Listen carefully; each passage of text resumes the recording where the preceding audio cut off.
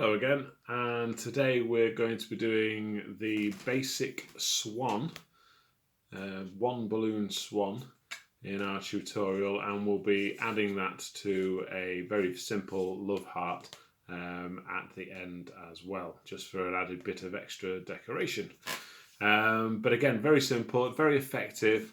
It's really great fun when you sort of do one of these and people go, "Oh wow, that's amazing!"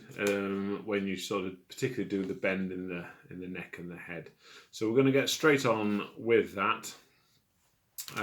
So I'm using a black 260 here, and when I inflate it, I leave maybe 2 or 3 fingers uninflated at the end. We're not going to do an awful lot to this balloon, but the leftover of this will become the beak on the bird. So we've got to have enough for a couple of twists plus enough to leave a beak as well.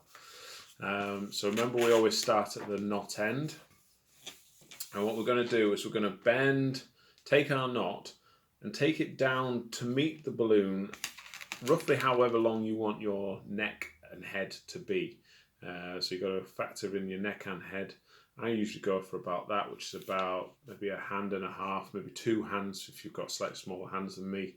And what you want to do is you want to hold on to the knot, place that against the balloon, twist that round, so you're still holding the knot there, and then you're going to pass the knot from one side of the loop to the other, and that locks that in place. So you've essentially got that. Now we're going to create 2 loops with this one loop now. So we're just going to push it down towards the middle there and twist it round. Now at this point, the black's very squeaky, very tough black. At this point you'll probably find that one of the loops maybe is slightly bigger than the other. It doesn't matter if they're the same size or if one is slightly bigger or smaller. I tend to place the slightly smaller one through the larger one, but if they're both the same size, it doesn't matter. So I'll show you that again in slow motion. So I'm literally pushing that together and I'm passing it from one side to the other, but I'm not pushing it all the way through. I'm literally going to pull it up a little so that creates the tail of the swan. Okay, creates the tail. So then we turn our attention to the neck and the head, and you'll notice on the swan that I've got here, well, the sun's decided to come out and shine brightly, that there's a bend in this balloon, but it's still one balloon, there's no twist there. So that's achieved by, we're going to pull down here, so we're holding this bit down against the balloon, keeping hold of it, pulling it down a bit so there's a bit of tension, and then we squeeze what's left of this balloon here from the base, and that pushes the air around that bend, and that's what gives you the look. So I'm just pulling it down, a bit of tension, and it's a quick squeeze like that, and you see how that's pushed the air around the neck and it creates the neck. And then all we do is we tuck this back into between, so sort of pull those bubbles apart a bit and tuck the neck into there. I'm just going to do that now so that it is upright. And so now we have our 2 swans of contrasting colours. You can have them the same colour, you can have them any colour you like.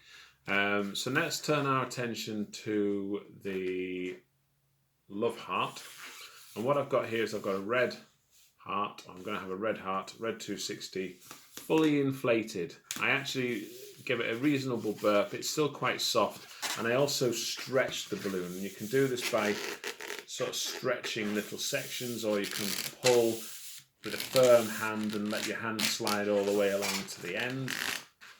But it's surprising how much these balloons will stretch and give you an extra few inches to play with. So we are going to be essentially creating a loop like this, but we're going to thread the swans on before we create the sort of love heart bend in the top there. So we're going to take one end and we're going to pass it through underneath the tail of the swan. like that. And then we're going to take the other end and we're going to do the same with the other swan that we've got. We'll use the other black one. And again, push that through, pull it through. And we've got 2 swans mounted onto the balloon now. Now at this end, we're just going to join them together by placing the ends together and twisting a small bubble in each end. Twist that round. And then to make sure that maybe doesn't come undone, we're just going to pass one of these bubbles from one side to the other. And it just locks that in place. There we go. So now what we've got is we've got 2 swans on a loop. It doesn't matter if they're facing outwards, facing inwards, doesn't really matter. Okay, but we're going to create the heart bend, and it's easier if these are facing outwards and out of the way. To do that. So we're going to sort of find the middle roughly, and we're going to, with one hand, we're going to pinch a big section of that. Okay, so we've got that held in one hand, we've got the other bits there, and we're going to sort of squeeze it.